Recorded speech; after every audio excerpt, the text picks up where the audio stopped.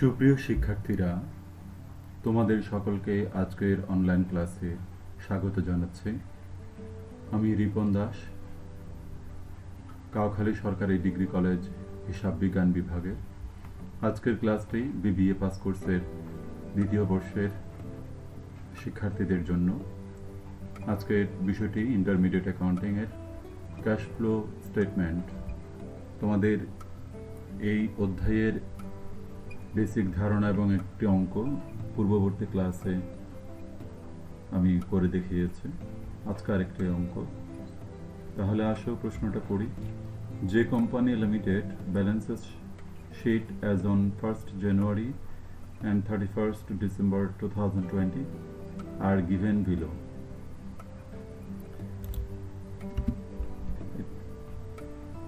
এখানে আমি 2020 সাল দিয়ে দিলাম।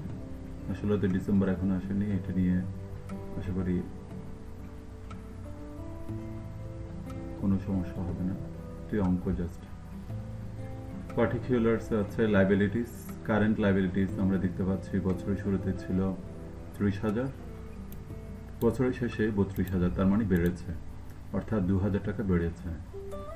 বন্ডস পেয়েবল আগে ছিল 22,000, এখনও 22,000, বাড়েওনি কমেওনি। বন্ডস ডিসকাউন্ট আগে 2,000 টাকা ছিল, এবার 1,800, তার মানে বন্ডস ডিসকাউন্ট রিটার্ন অফ অবলোপন হয়েছে 200 টাকা। শেয়ার ক্যাপিটাল আগে 35,000 টাকা, এবার 43,500, তার মানে শেয়ার ক্যাপিটাল বৃদ্ধি পেয়েছে, অর্থাৎ শেয়ার ইস্যু করা হয়েছে। রিটেন আর্নিংস আগে 15,000, এবার 19,500। এটার ওয়ার্কিংসটা আমি দেখাবো, যদিও এটা আমাদের এই অঙ্কে প্রয়োজন নাই। অ্যাসেটসের দিকে আছে ক্যাশ 40,000, বছরের শেষে আছে 44,400, তার মানে কি আমরা দেখতে পাচ্ছি ক্যাশ নগদ এটা 40,000 আর 44,400। এটা আমাদের লাগে অঙ্ক করার শেষে ওপেনিং ব্যালেন্স যোগ করার পর ক্লোজিং ব্যালেন্সটা মিলে যায়, তবে আমরা অঙ্ক হয়েছে বলে ধরে নিই।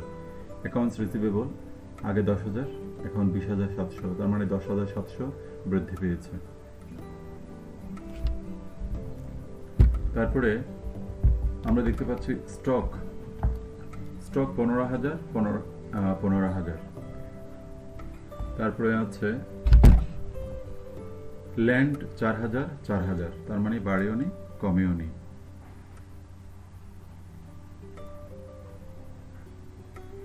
তারপরে আছে বিল্ডিং 20,000, 16,000, তার মানে বিল্ডিং এর মূল্য কমেছে, তার মানে বোঝা যাচ্ছে বিল্ডিং বিক্রি করেছে। মেশিনারি 15,000, এবারে 17,000, তার মানে মেশিন ক্রয় করা হয়েছে। তারপরে আছে অ্যাকুমুলেটেড ডেপ্রিসিয়েশন বিল্ডিংস 5,000, 2,800 অবলোপন হয়েছে। এই ডেপ্রিসিয়েশনের প্যাটার্নস 1,000, এদিকে আছে 900, তার মানে প্যাটার্নসের মূল্য কমেছে, অর্থাৎ অবলোপন 100। অ্যাডিশনাল ইনফরমেশন, অতিরিক্ত তথ্যের মধ্যে আছে ইনকাম ফর দ্য পিরিয়ড ওয়াজ। আমরা জানি ইনকামটা প্রয়োজন হয়, ইনকামটা দেওয়া আছে, না থাকলে আমাদেরকে বের করে নিতে হতো। One building was sold for টাকা 1,400, একটা বিল্ডিং বা ভবন 1,400 টাকায় বিক্রি করা হয়েছে।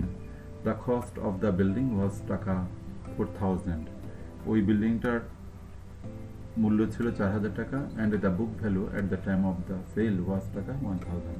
একটু কথা এই ব্যাপারে বলি। বিল্ডিংটা প্রথমেই দাম ছিল 4,000 টাকা, কিন্তু বুক ভ্যালু কাকে বলে আমরা জানি? কোন একটা বিল্ডিং, কোন একটা সম্পদের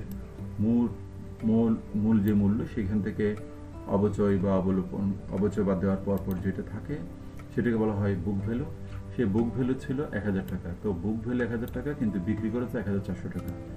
সহজেই বোঝা যাচ্ছে এখানে 400 টাকা লাভ হয়েছে বিল্ডিং বিক্রি করে। Depreciation charged during the year 800, depreciation charged during the year 800 টাকা এখানে দেওয়া আছে।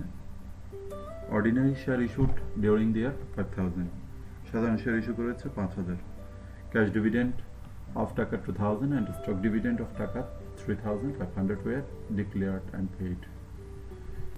এখানে ওয়ার্কিংস দেওয়া আছে। Profit on sell of buildings 1,400 টাকা সেল প্রাইস, বুক ভ্যালু ছিল 1,000 টাকা। সেল প্রাইসের চাইতে বুক ভ্যালু যদি কম হয় তাহলে আমরা জানি লাভ হয়, লাভ হয়েছে 400 টাকা। এটা প্রফিট আমরা বলতে পারি, একটু লিখে দিলাম প্রফিট। 400 টাকা। Reconciliation of accumulated depreciation balance, দেখো ওপেনিং ব্যালেন্স ছিল অ্যাকুমুলেটেড ডেপ্রিসিয়েশন কত, 5000 টাকা। এবছর অ্যাকুমুলেটেড ডেপ্রিসিয়েশন কারেন্ট ইয়ারের ডেপ্রিসিয়েশন 400 টাকা, তাহলে দাঁড়ালো 5800 টাকা। কিন্তু অ্যাকুমুলেটেড ডেপ্রিসিয়েশন রিটার্ন অফ, এখানে দেখো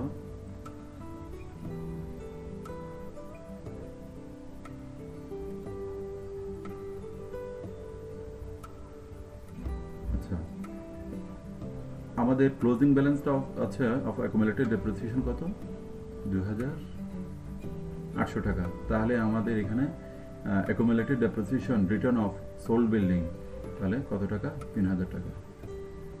যাই হোক, এবার আমরা অঙ্কটাতে আসি। অঙ্কটা কিভাবে করব তোমরা আগেই জেনেছো। আমরা 3টে ধাপে অঙ্কটা করি, cash flows from operating activities, cash flows from investing activities, cash flows from financial activities. তা প্রথমে আমরা যদি দেখি ক্যাশ ফ্লোস ফ্রম অপারেটিং অ্যাক্টিভিটিসে প্রথমে আমাদের আগে নেট ইনকাম। তো নেট ইনকাম এখানে দেওয়া আছে 10,000 টাকা, আমরা 10,000 টাকা এখানে বসালাম। এবার আমরা অবচয় এবং যতগুলো রিটার্ন অফ আছে এগুলো এখানে লিখব। বন্ডস রিটার্ন অফ, ওই যে 2000 টাকা ছিল সমাপনী ব্যালেন্সে আমরা দেখতে পাচ্ছি 1800 টাকা আছে, তার মানে 200 টাকা রিটার্ন অফ। ওকে, এখানে 200 টাকা বসানো হয়েছে। ডেপ্রিসিয়েশন এক্সপেন্সেস বলাদের দেওয়া আছে 800 টাকা।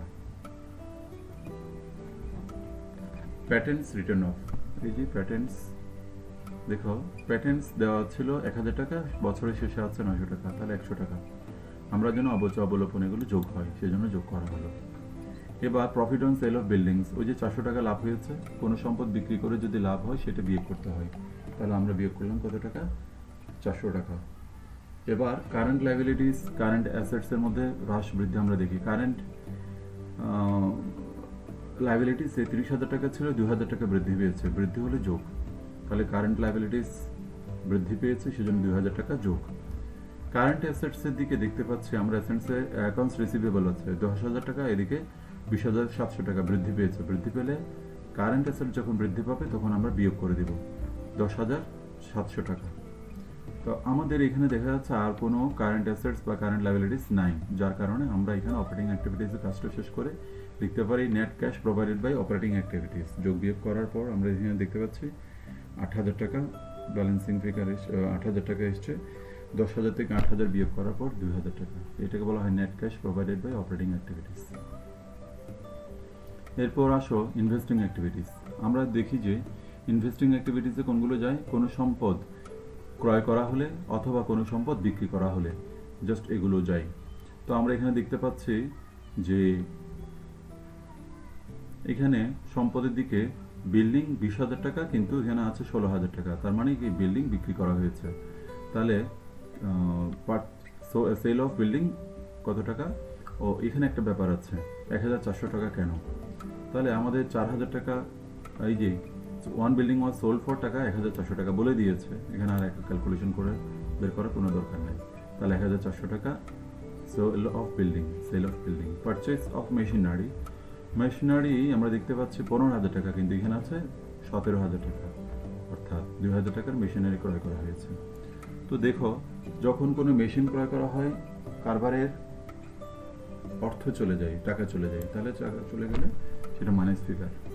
আর বিল্ডিং এখানে না, বিল্ডিং বিক্রি করে টাকা এসছে সেজন্য 1,400 টাকা, তাহলে আমরা ফিগারটা পাচ্ছি 600 টাকা মাইনাস ফিগার। তাহলে net cash used by investing activities কত, 600 টাকা। 2,000 থেকে 600 বিয়োগ করার পর, আচ্ছা যাক এগুলো আমরা পরে করছি। তারপরে থার্ড যে স্টেপ সেটা হচ্ছে cash flows from financial activities. Financial অ্যাক্টিভিটিসে তোমরা জানো এখানে ডিভিডেন্ড পেইড, তারপরে কোনো শেয়ার ইস্যু করা হলে সেগুলো হয়। তাহলে এখানে issuance of ordinary share in cash, issuance of ordinary share in cash